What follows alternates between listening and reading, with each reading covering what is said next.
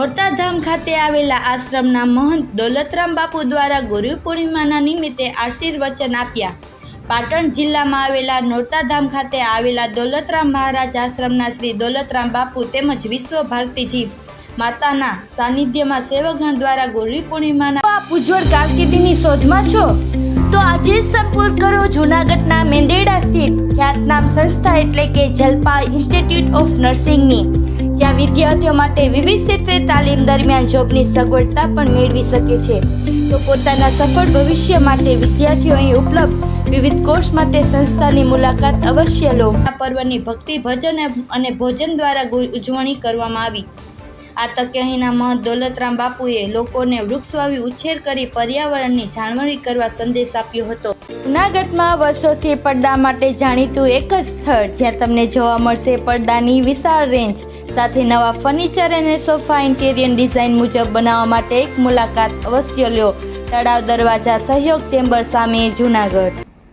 ગુરુ પૂર્ણિમાના મંગલ ઉત્સવમાં અને પવિત્ર અવસરમાં સમસ્ત ભારતીય સંસ્કૃતિના સંતો મહંતો જતી સતીને ગુરુ પરંપરામાં માનવાવાળો સેવકગણ સદગુરુના શરણે જતો હોય છે, એમની સેવા કરતો હોય છે, એમની ચરણામૃત લેતો હોય છે અને પોતાની જાતને એમાં એ પવિત્ર માને છે અને પવિત્ર થાય છે એવી એના અંતરોમાં ભાવના હોય છે.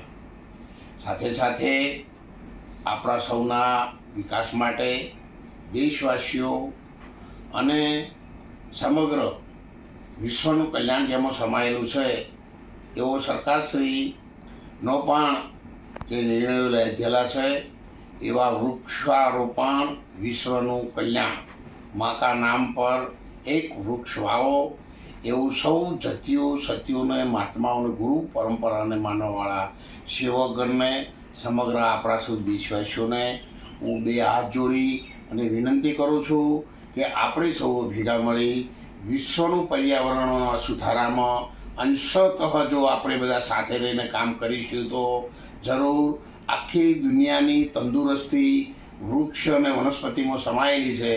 અને વનસ્પતિ આમ માનો તો આરોગ્ય અને સુખાકારીને જાળવવા માટે આપણા સંતો મંતો અને ઋષિમુનિઓએ પણ પરંપરાથી આપણને કહેલું છે કે જે ઔષધિ છે એ સુખાકારીનું મૂળ છે. તો આપણે બધા જ ભેગા મળી સૌને સુખાકારી માટે, સૌના કલ્યાણ માટે અન્નદાન જેટલું થાય એટલું, લોકસેવા, અંધશ્રદ્ધાથી દૂર રહેવું, વ્યસનોથી દૂર રહેવું અને સમાજમાં એકતા રાખીને ભાઈચારા સાથે આપણે સૌ ભેગા મળી આપણા રાષ્ટ્રનું વિશ્વના ફલક પર નામ જે આપણા ઋષિમુનિઓ મૂકીને ગયા છે એનું ઉજળું બનાવવા માટે આપણે પ્રયત્ન કરીએ. એ સાથે ભારત માતા કી જય.